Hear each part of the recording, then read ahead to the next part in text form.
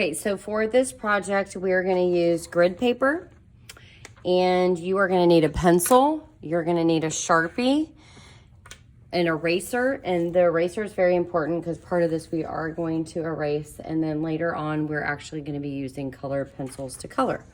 So what you're going to do is we're gonna do one on the front and one on the back.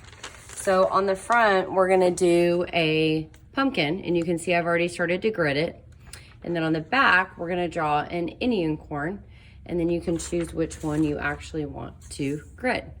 So my paper is side to side, and I'm gonna start with the pumpkin first.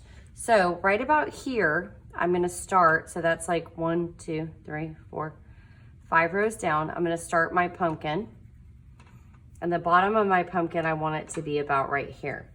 So this is the awesome thing about grid paper is we can actually look at the lines and see where we want things to go. So I'm gonna kind of curve it up. I'm gonna almost come to the side of my paper. I'm gonna curve it down.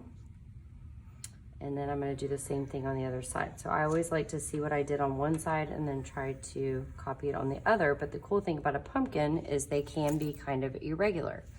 So then I can draw the top of a rectangle or curve it a little bit to add my stem. So there's the pumpkin. Now we're gonna flip it over, and this time we are gonna draw the Indian corn. So the Indian corn, we're not gonna wanna start it all the way in the corner of our paper, but we can see that this one is a diagonal, right? So we're gonna wanna leave some space, and we're gonna start, the top of our Indian corn is gonna be about right here, and then the bottom of our Indian corn is gonna stretch here. And corn is wider at the base and kind of a little skinnier at the bottom. So when we're drawing it, though, we wanna use light pencil marks because we are gonna erase part of this. So I'm going to use my line, and I'm going to bring it in a little bit, not like a carrot because I don't want to make it pointed because it should be rounded. And then I'm going to bring it back up. Okay. Now the reason I want to erase part of this is now I'm going to make the shucks of the Indian corn. So what I'm going to do is I'm going to bring a line out like this, and then I'm going to bring it back to the corn.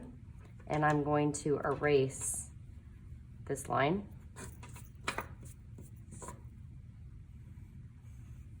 And then I'm gonna do the same thing on the other side. I'm gonna bring it out, out. And then I'm gonna bring it back to my corn. And then I'm going to erase that line. Now you can just leave it like this and it will look amazing. But some of the kids wanted to do the actual dried shucks in the back, which obviously if you're doing that, you're not gonna be able to see them all. So you're just gonna add some lines, and the shucks would come from the back. And so what I do is I just kind of add some lines coming from the back, and that's gonna be the dried part, but they're all going to the edge of the paper, okay? Then you're gonna look at both. Do you like the Indian corn better, or do you like the pumpkin better?